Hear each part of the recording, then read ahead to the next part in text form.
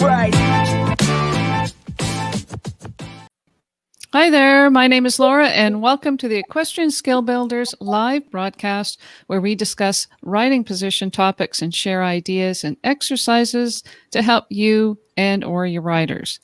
If you'd like to improve your riding and training, win more ribbons at your next horse show, or generally like other horsey related stuff, then stay tuned, because my guest today, Shelley Pauson, is an award-winning equestrian, commercial, and portrait photographer, and we will be sharing some photography tips that you can use.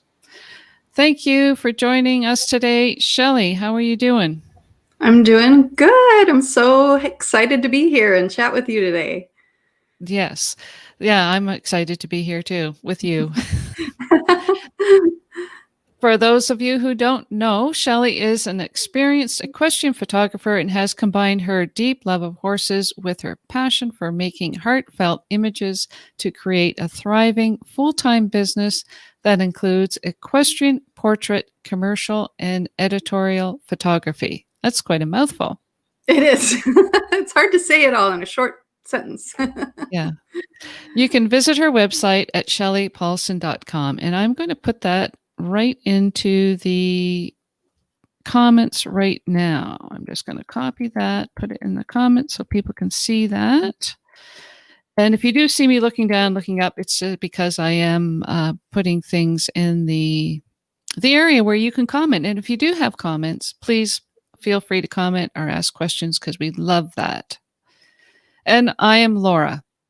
I help people improve their riding and training. I'm a competition coach specialist, high performance trained, Equestrian Canada senior judge, hunter, jumper, equitation and hack, and a senior steward. And in addition to producing these live equestrian related videos on Facebook and YouTube, I offer online virtual mentoring to help you improve your riding.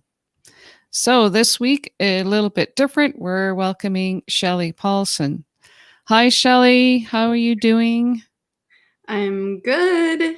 It's I've been up early. Been running a photo challenge, which you're a part of, and I have to set my alarm early every morning, so the challenge goes out bright and early for people who have to go to work or are in other parts of the world and need to know ASAP what the theme is for the day.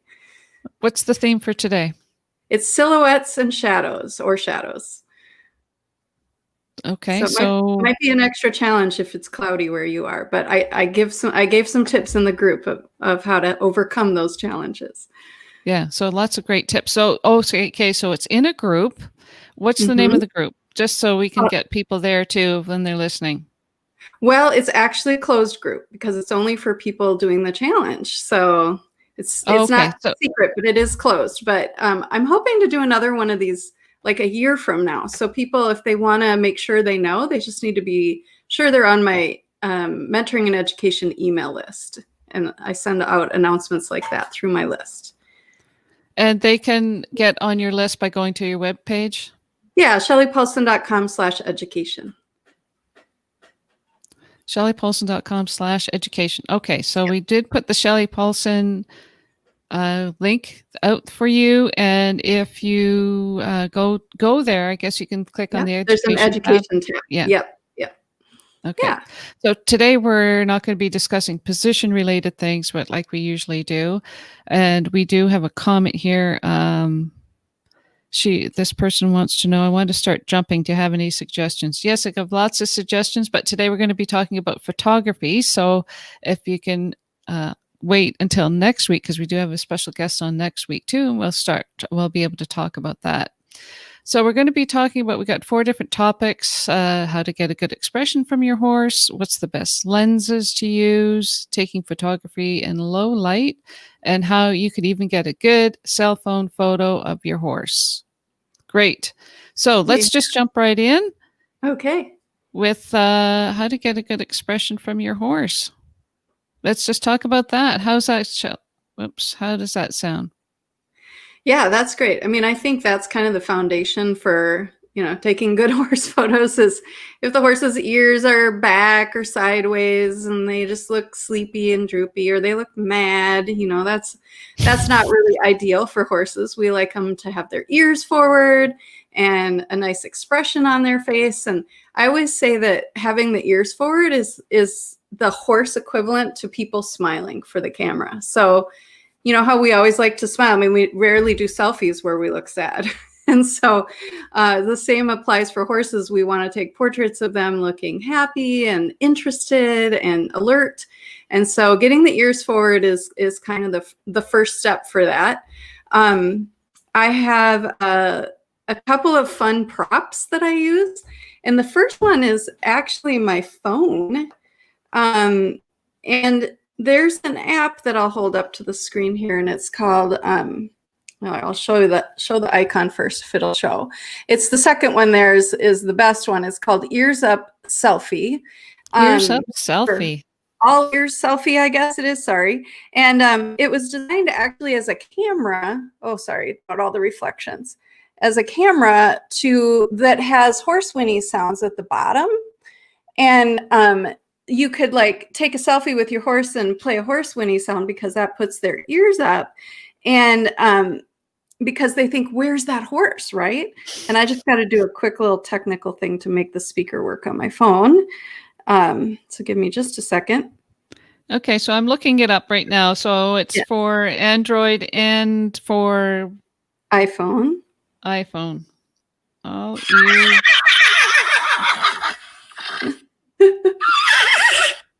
And since you always have, pretty much always have your phone with you, you always have the ability to get horses' ears up with the app. Now, the thing about horse whinny sounds, because I used to only do horse whinny sounds pretty much, is horses will get over it. They get to the point where they're like, I'm on to you, especially the really smart ones. They're like, I know that's not a real horse. I keep hearing that whinny and there's no real horse around. I know that guy. Yeah, some of them are just funny that way. And then there's some horses where I'm not even kidding you, like for 2 hours, they will be like, where's that horse? Where's that horse? And I don't know what the differences are. I had a photo shoot for Farnham a couple of years ago, and the horse, like almost all day, was just like ears up whenever we'd play that. It was near the end, the horse, we had to start doing some other things, but I mean, I think he went for like 4 or 5 hours with giving us ears for the whinnies. That's mean. Yeah. What? Yeah. So some other fun things that work for a good expression are a mirror. And I have this neat, it's acrylic, so it's not breakable. The horse won't, crash into it and, scar themselves for life. We like that. Horses find interesting stuffed animals like Mr. Sloth here. You have to kind of get closer, and I'll show a few pictures to kind of give you an example. But with this one, they'll like reach out with a really, lovely expression. What is that? A favorite of mine and all my assistants is. This one is. That's funny. I mean, these are things you can get at the pet shop, exactly. I guess. Yep, in the dollar store. I mean, and this one, a lot of times, if I want a horse to kind of look down at the ground with a curious expression, like a stock horse, maybe we want the head lower. I'll have my assistant squeak it and then throw it. And then when it lands, they're like, ooh, can I do something with that? A lot of horses, especially Arabians, I think they might train them with feather dusters, but feather dusters work really well too. And I mean, the list goes on. I've got a shiny pom-pom. I've got a pool noodle that I'll tap on the side of the barn. The trick is to just not do anything too much. Like I tell my assistants when they're playing the whinnies to just, once their ears are up, stop. Because I actually play it off a recorder so they don't have to unlock my phone constantly. So I have a Bluetooth speaker that just has whinnies on a loop. But if you leave it on for too long, they just get kind of dull. I'll share my screen. So how do you prevent it from prevent the horse from getting their ears up to being tense with the ears up? Because that's kind of a different thing, right? Then that doesn't look as nice. You get the really frightened almost look. A very up look. Yeah. So let me share my screen and I'll show you some pictures. Okay. And talk a little bit about how we got these expressions. Do you see my screen? Yes, I'm showing your screen now. Awesome. Okay.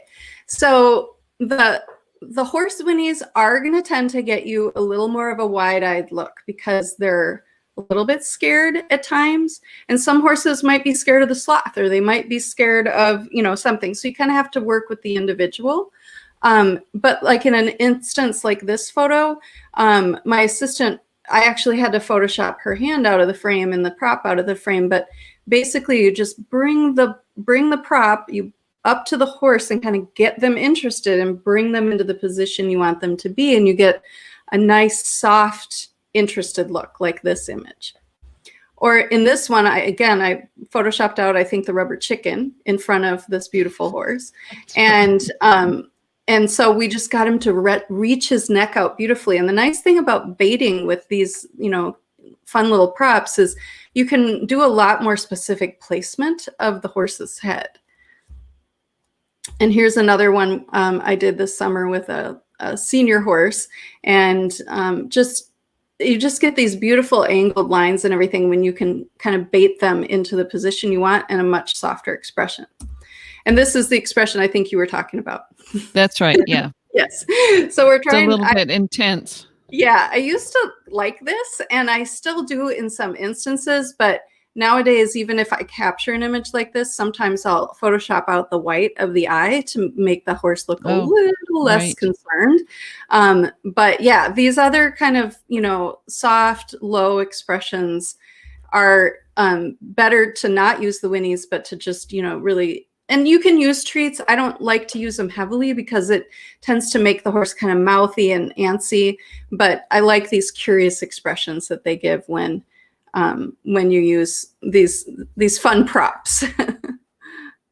Yeah. So and it's not overly much, but I also that the way you have the horse positioned is really nice as well. It's just the nice flow of the spine and the depth that you get when you have the horse kind of not directly profile, but like, I guess it's like a 3/4 with the neck bending around type thing.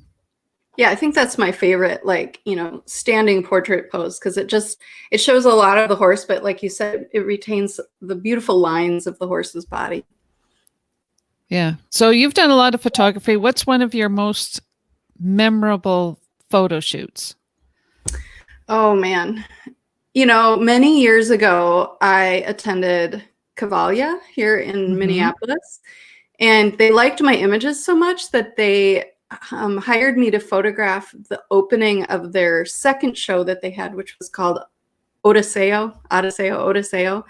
And I flew to Atlanta, and for 3 days, I photographed the show. I photographed behind the scenes. And, as a photographer that really loves to stretch creatively, and I came out of the wedding photography world where I was very heavily documentary based.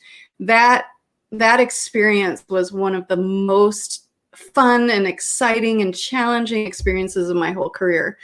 It was really intense because it was low light and big action, but that was very memorable. I will never forget that experience. I came home from that. I couldn't even hardly put my bag in the upper bin because I'd been holding a camera for so many days. My arms were just shot.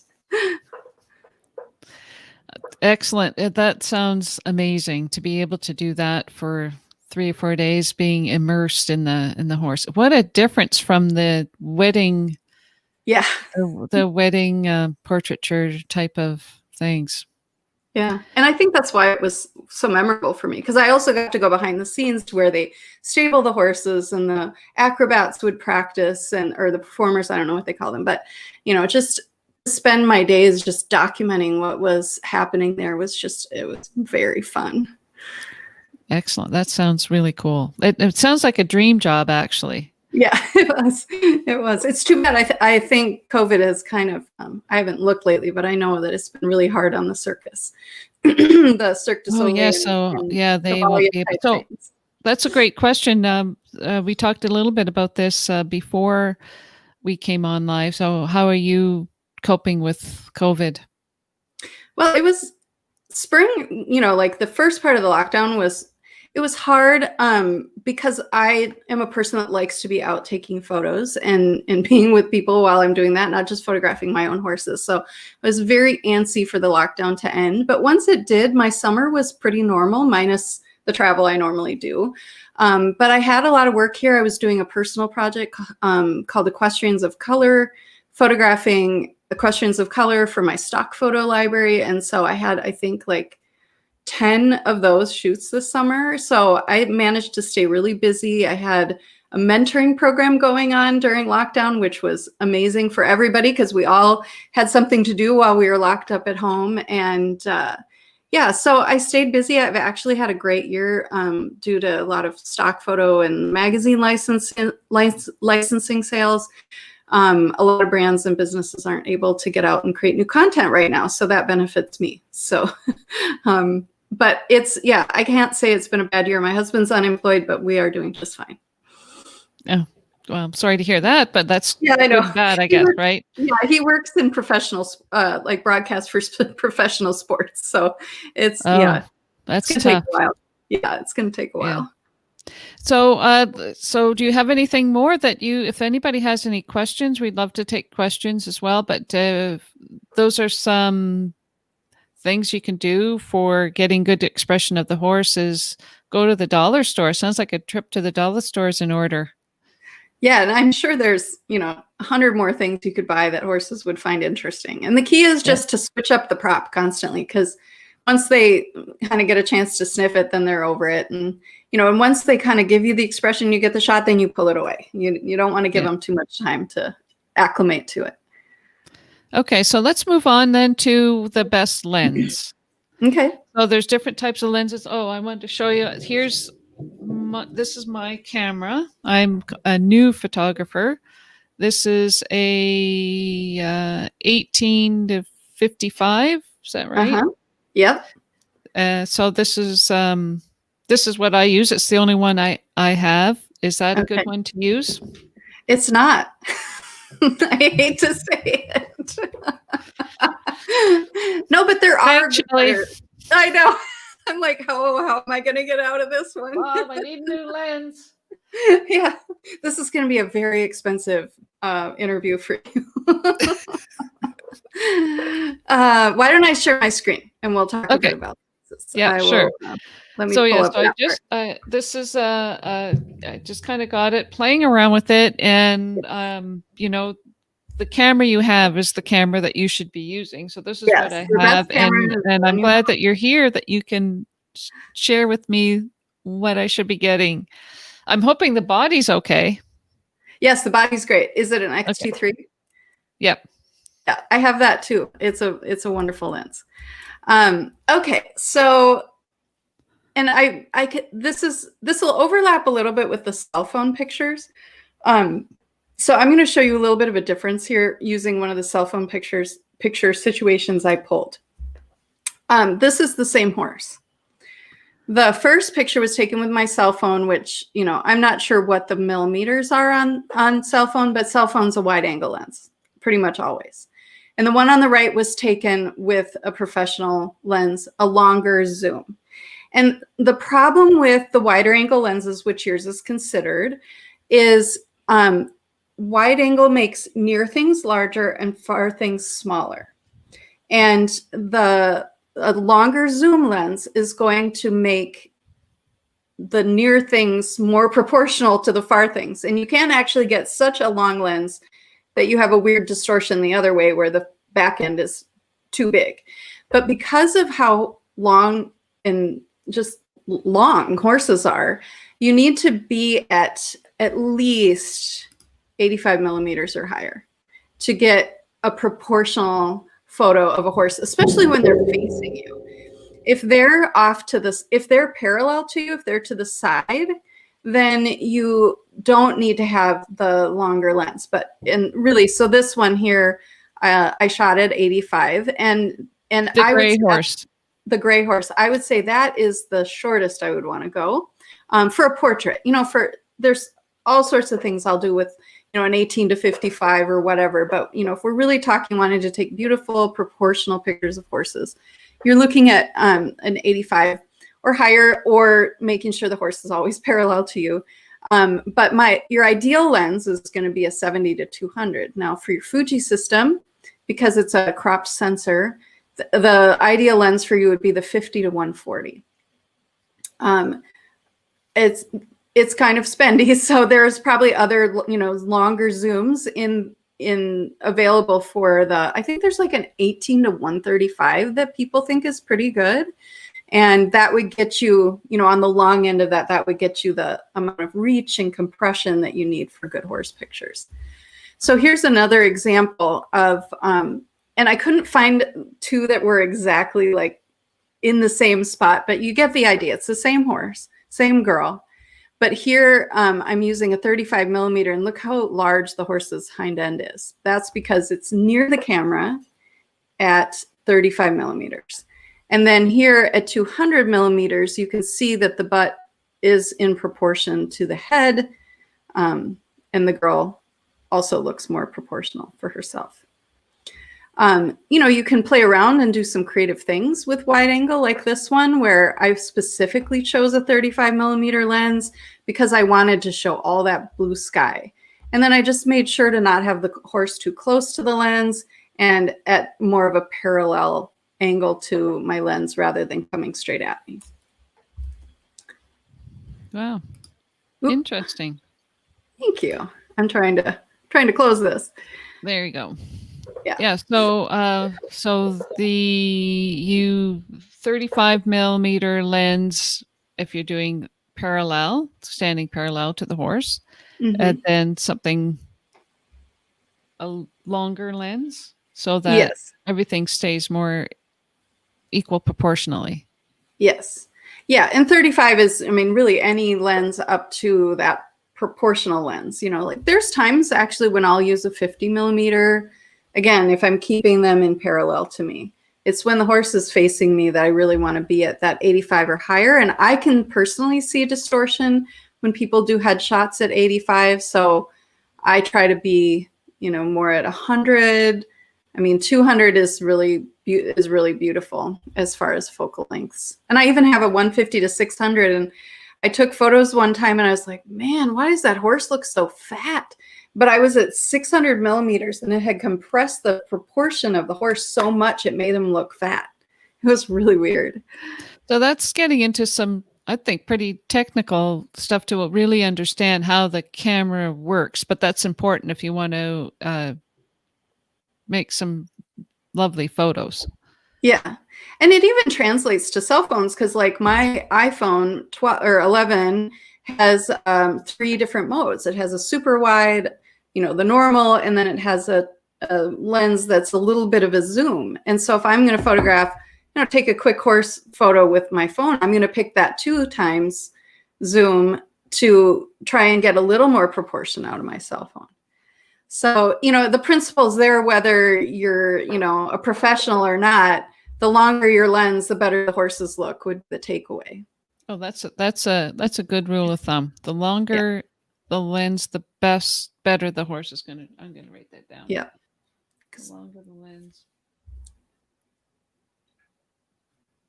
Sorry, I've got to write this down before I forget. No, that's fine.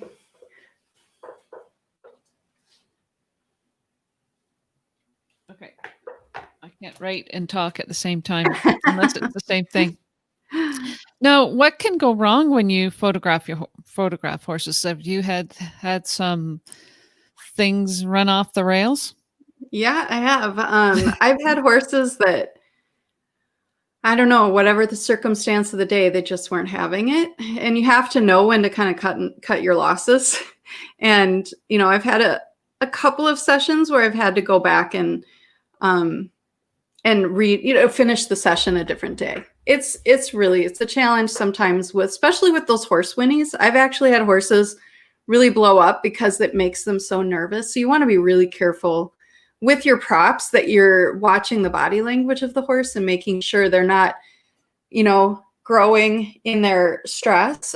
Something I learned at a clinic, I I don't know, probably about 5 years ago, is when a horse is starting to build up that stress, you got to get their feet moving.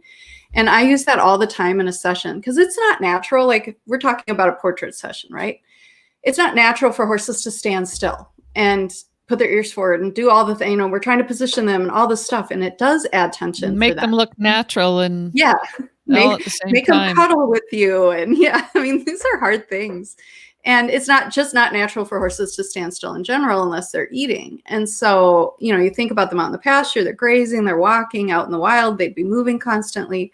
And so I like to mix up those standing portraits with, okay, now I'm going to have you walk with your horse for a while, and I'll take those pictures too. And that just trying to keep like the stress level of the horse down, because that also keeps the stress level of the person down, because, you know, if the person is stressed, the horse picks that up and then they act up, and then the person gets mad, and I should be doing this lower, lower, lower. We spiral downward. And there's just some times where I'll say, you know what, let's just take a break. Let's put him in a stall, let him have a snack. We'll take some photos of you, or if they have 2 horses, we'll kind of swap back and forth. I try to be really sensitive to the body language of the horse to make sure that the horse and the person are never put in danger. Oh, that's a good rule of thumb. Don't put anybody in danger. Yeah. I mean, and it's why I feel like people who don't have horse experience should not be photographing people with horses, unless that person really knows their horse. And I mean, not to say that people don't know their horses, but they're not seeing what I'm seeing sometimes too. And so when I see people out photographing horses who have no horse handling experience, it makes me very nervous because I know how much can go wrong. Yeah. And it goes wrong really fast. Yes. And with a very large animal. Yeah, exactly. Okay. So, let's move on to number 3 here. We've done the lens. Now let's see, take photos in low light. So where in a stable or in an arena, there's often times where there isn't enough light. Do you pack a studio with you? Well, I do if I want to create studio portraits, but, you know, a couple things you can do, you know, I mean, low light is everyone's nemesis. Our eyes are amazing in our ability to be able to see in minimal amounts of light, but our cameras aren't there yet, but they're getting there. They're getting better all the time. Like I think about when I started, I couldn't even go over like, you know, 400 ISO without getting significant grain noise in my images. And that was, you know, like 15 years ago. And now I can shoot at 10,000 ISO and get a decent photo. But that's with the, you know, latest and greatest technology that's out there. So a couple things you can do if you're inside is, first of all, position yourself by a doorway so that you're using light from outside coming in, and that can be really beautiful. But the main things, and I'll share my screen again. Okay. There's a couple of things here. Let me know when you've got me. There we go. It's on the screen. Okay. So the main thing is to not underexpose. So a lot of people, they take pictures inside and they come out dark, and then they try and make them brighter on the computer. And that's just as bad as if you just raised your ISO and you know, took the picture with a proper exposure. So it's really important not to do that, you know, really underexpose. So don't try to edit it in your photo editing software. Yes. Right. Or I mean, you can still do that, but don't try to bring the exposure up there. It's better if you get it in camera. It'll be cleaner. The next thing is to use prime lenses, or lenses with a constant 2.8 aperture. Prime lenses are ones that don't zoom, so they can open up. The aperture in the lens actually opens up to let in more light. So like I have a 50 millimeter 1.2, so that lets in, you know, a large amount of light compared to a lens that might be limited to f4.5. And so even like most camera manufacturers make what's called a nifty 50, and that's a 50 millimeter 1.8. It's usually around $100. That lens, even though 50 isn't ideal for horses, but a lens like that would let you work in low light without having to have your ISO so high, because your aperture is able to let in more light into your lens. Another lens I use, my 70 to 200 has a constant 2.8 aperture.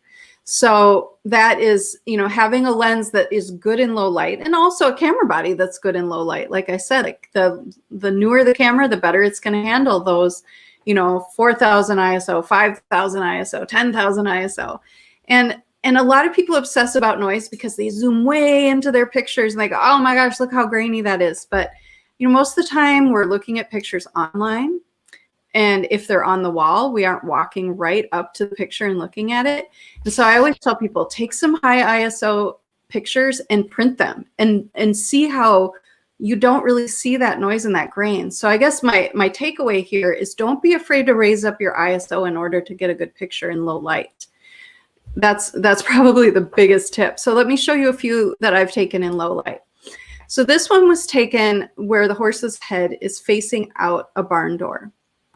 I was at ISO 4000 using one of those prime lenses at 1.4, and my shutter speed was actually way higher than it needed to be. I could have been at ISO 2500 and had a much lower shutter speed. This is a situation I'm sure more people will relate to, is trying to photograph riders in an indoor. And this indoor is well lit. But here I was at, again, ISO 4000, aperture of f4.5. So, most lenses will give you a 4.5 option. And my shutter speed was at 1/500th. And the other thing about low light, especially if you're photographing animals, horses in motion, is you need to have enough of a shutter speed to stop the action. Otherwise, I'm sure you've experienced this if you're in low light and you're taking pictures and it just looks like a blur, because the horse is moving and the camera can't keep up with it. And the last one is the one sometimes do you think people do that purposefully, want a little bit of a blur? Yeah, you can do a motion blur intentionally, but I think most of the time it's unintentional. Yeah. Here's the image I made the other night for our close-up challenge. And I have a new Canon mirrorless R5. So I wanted to see what it could do at 10,000 ISO, and it did an amazing job. So that's what I mean by, like, the newer the camera and the better the technology, the more you can push those low light images. It's f4 because it was manually focusing this. It was so dark it couldn't see, and my shutter speed was at 1/250. So low light is hard. Everyone struggles with low light. It's just a universal problem because cameras aren't as good as our eyes yet, but they'll get there. I actually believe they'll get there. So you're saying put a higher ISO and lower shutter speed, open up your aperture. Yeah, the shutter speed is really going to depend on, is your subject standing still or are they going over a jump? So, like it's a very different story between those two things. And don't be afraid to play around with stuff either. Exactly. Really. Yes. I think a lot of people are like, "Ooh, I don't want to try high ISO." It's like, well, have you? And I think part of this, my bravery with ISO comes from my wedding photography days where I had no choice. Like, unless I was going to bring in a flash for everything, but like a lot of churches, I couldn't bring in a flash, and it was a dark church, and I just had to make it work. And I think that pushed me past any discomfort that I would have about ISO, because it's not like I could be like, well, it's too dark and I can't take pictures of your wedding ceremony. Yeah, sorry, I'm not allowed to use the flash. Yeah, even though your wedding coordinator will, drag me out of the building if I do. Yeah. Do you miss doing wedding photography? No, not at all. I mean, sometimes I miss the storytelling aspect, but yeah, it got to be too much by the end. I had a traumatic brain injury, actually, not from horse or anything else, and that really started to kind of put some limitations on my energy and my ability to handle 8 straight hours of problem solving and stress management that comes along with weddings. So it was then that I just totally transitioned out of weddings and into horses and took a leap of faith, because I certainly was making most of my income from weddings. Mm-hmm. And but now it's, exceeded that. So it took a little, like, okay, let's just let's just try this again. Like you said, just try things, play around. I played around with my career and it paid off. Now, when you do, for example, wedding photography, you usually get a list of the shots that people want. Is that the same sort of thing when you do a portraiture or commercial equestrian one? Do they give you a list of photo shots that they want? Or is this something that you say, you have packages, or like, is there set shots that people want to see? Let's talk first about the portraits. So when I do a portrait session, we have a conversation. What are your goals for the session? What kind of images are you looking for? Like, I actually have a phone conversation with people before the session. So I make sure to do what they want, but I approach it with my style and my aesthetic and all of that. And so I really think of that as a collaboration. And I don't have a set way that I go through a session because I want everyone's session to be unique. And then for commercial though, like for commercial advertising, we have a shot list, we have a schedule, because there's usually lots of people involved. There's an art director, creative director, there's models and hair and makeup, and it's specific very things that they are looking for that they have to check off. I've hired this model, I've hired this person, this needs to be done, and need to show specifically certain things. Yeah. So that, in those situations, it's highly collaborative. So, I'm saying, well, I think this would work well. In the planning process, I think we could start with these images and then work on to these and, whatever. But, in the end, like I even shoot with an iPad, with my client holding an iPad. So they're seeing the shots as I'm making them and able to give me input of, oh, we'd like you to include a little bit more of the barn. Let's try that. And so I'll widen out and I'll include more of the barn. And I really enjoy those, because then I start to get into the head of what designers and, advertising people are looking for. And that just makes me better able to serve that kind of client. And then I do have kind of an in-between session that's the branding session for like smaller businesses. And I do ask them to provide me a shot list. And if they don't have one in mind, then we sit down and kind of come up with that together. But most people kind of have an idea, what they're looking for as far as, photos for their, massage therapy business or their training business and whatever. And then within that, there's always spontaneity. Yeah, totally. A whole different type of business. It's very, very, very interesting. Okay, so let's move on to the next topic then, is how to get a good cell phone photo. I have this story. I was taking a photography course and we were downtown taking pictures at night, and the lights were coming on. It was the canal and the lights were reflecting. It was just beautiful. And we had the class up on top of the bridge looking down on the canal, and we were trying to figure out all our settings, that you need to consider when you're shooting, getting the reflection of the clouds and the lights and the boats and all this stuff. And we were just talking, and it took us forever. And then this guy walked by with his phone and goes, "Oh," saw that we were all set up here. And he goes, "Oh," and he takes his phone out, click, done, continues walking, like 2 minutes. Yeah. Why don't people just get a cell phone and take all their photos? Well, because the cell phone has limitations. I mean, you said it earlier though. The best camera is the one you have with you. I think that's a Chase Jarvis quote. And I mean, I take a lot of pictures on this, not any that I would sell or give to a client. So what do you have for a phone? I have the iPhone 11 Pro. So before this year, this was the top of the line one, but it has the 3 lenses. So that was why I was interested, because I can do the super wide and then I can do the normal and then I can zoom in a little bit. So it gives me some creative options. I just ordered my husband one of these, and he's got like an iPhone 5 or something. So he's gonna have some fun with that. Yeah, there's been some times when I've had somebody take a behind the scenes photo while I'm taking like a professional photo, and I'm like, wait a minute, how did you get so much sky? Like mine didn't expose for the sky very well. But I've heard somebody say it that there is so much artificial intelligence going on now in these phones that, you know, if you've ever taken a photo at night and it like takes a bunch of different photos and then it's finding the sharp points and it's putting it together, and it's like, I don't think that cell phones will ever put me out of business, because there's so much more to photography than just having equipment. There's, you know, knowing the light and the location and the expression and the composition. Composition's like everything.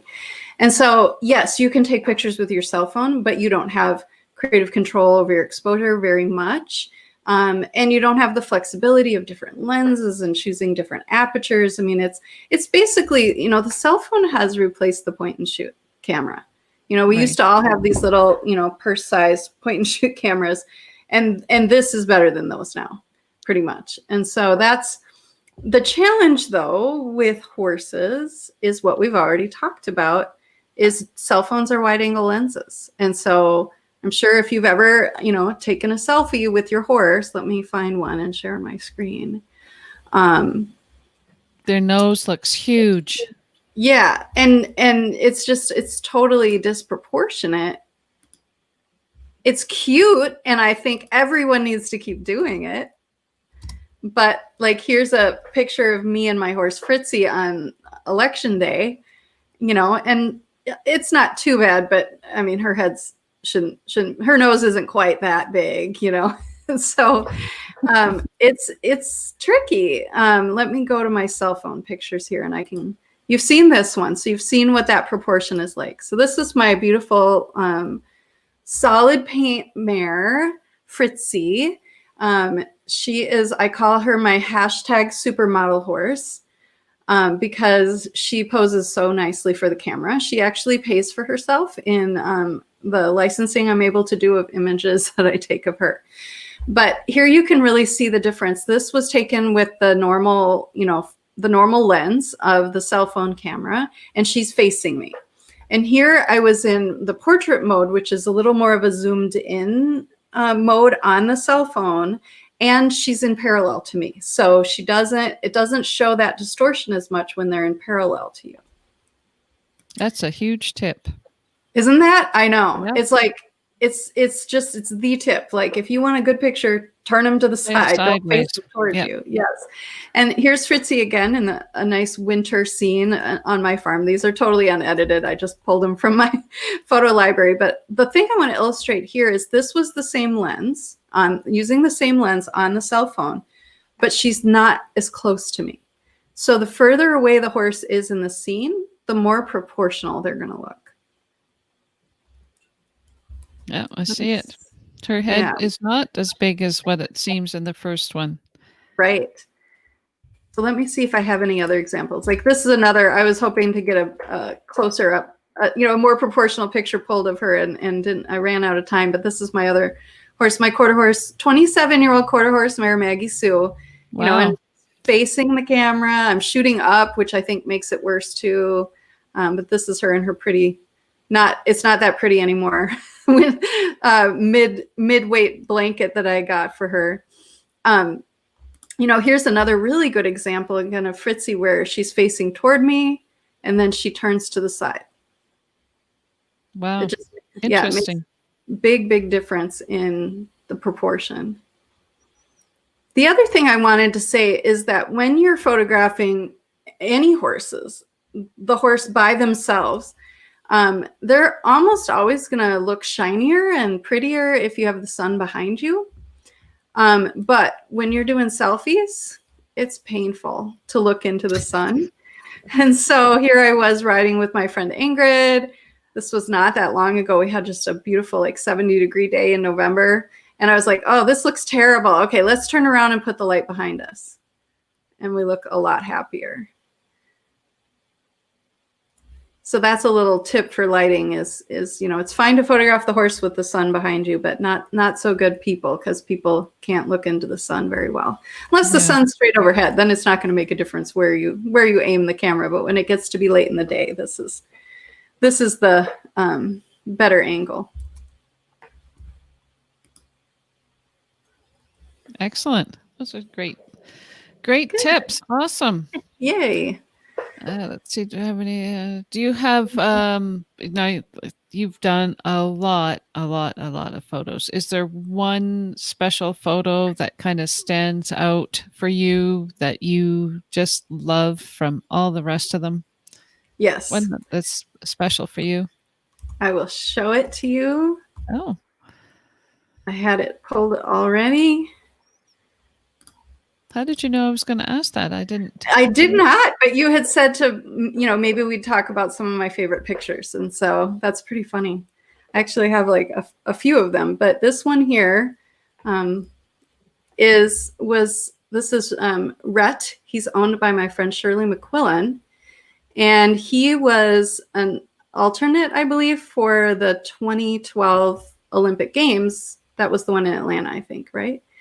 And she wanted some photos of him to promote him. This was before that things, were totally settled as to who was going, I think. And Jim Coford was the writer, and we were supposed to do this photo session. Of course, it rained that day, as it always does when you need to do something important outside. And I was doing some pictures in a doorway, and then we had Jim kind of just walk him around the arena, and got to this point, and I was like, oh, wait, stop right there.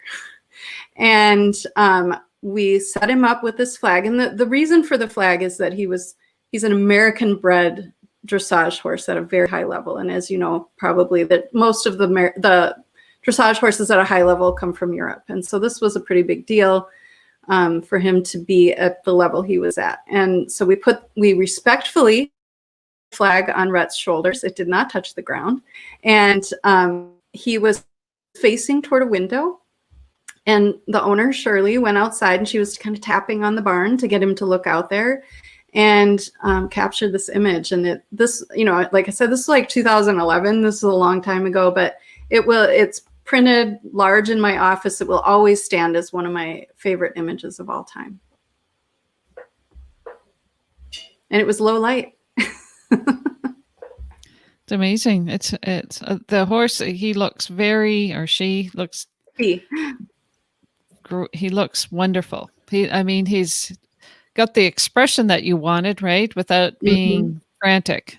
Exactly. But that noble, regal, just proud to be an American bred dressage horse. Okay. So we're going to just wind it up. Do you have any other things you'd like to talk about? Oh, not really. This has been super fun. Yes, it has been, and some great tips as well. So Shelley has an ebook. I do have a little thing here. She's got the Quick Start Guide to Equestrian Photography. And if you go to her website and use the coupon code Skill Builders in there, I put this also link in the comments. They get 10% off, 10% off discount code with Skill Builders. And I wanted to also ask people to go to your Facebook. Your Facebook is Shelley Pauson Photography. Is that right? Yep. Shelley Pauson, or facebook.com/Shelley Pauson Photography. Shelley Pauson Photography on Facebook. Yeah. And also Instagram. Yep. Same thing. Shelley Pauson Photography. And on YouTube, very good YouTube channel. You've got, could you show us your, or not show us, but we could, but tell us what happens on your YouTube channel. Well, occasionally when I find time, I make a video that's either me recording a photo shoot from behind the lens, and I put a GoPro on top of my camera and I record it, and then I show a few seconds leading up to an image, and then I show the image and the camera settings that I used for it. I also do tip videos, review videos, and I have a big library of ones I've already done. I'm going to try and, get a little more regular when I get busy. It's kind of the last thing on my list. But I really enjoy making them. I love helping people. I love mentoring and teaching other photographers and helping them grow. Okay, so there's your YouTube channel, right? Yeah, I don't know what the Channelytics thing is there. Maybe go to videos. Okay, that's stuff. Something. Oh, that's your stuff. Okay, yeah. There's my channel. Yes. So all kinds of things. Different. Yeah, and if I could get a few more people to subscribe, I'd get over 6,000, which I would love to do. I'm at 5.95. I'm getting really close, so maybe you could be part of that. Yes, definitely. So go to Shelley Pauson on YouTube so that she can get over the hump there of 6,000. How many more do you need to get to 6,000? I'm not really sure. Let me look. It's close. It's really close. Last time I logged in, it was like, oh man. Oh yeah. Question for I need, well, I'm at 59.57. So it's, you know, whatever. 43. I need 43 people. Excellent. Well, thank you so much, Shelley. I really appreciate you spending some time with me here today and giving us these tips. It's great. Well, thank you for having me. I had a lot of fun. It's been fun getting to know you.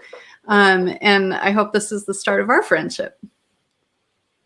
Yes, me too. Oh, don't worry. I'm going to be a regular on your photography for sure. Yeah. Good. After I get my new lens, right? So yes. I'm heading out now. I've got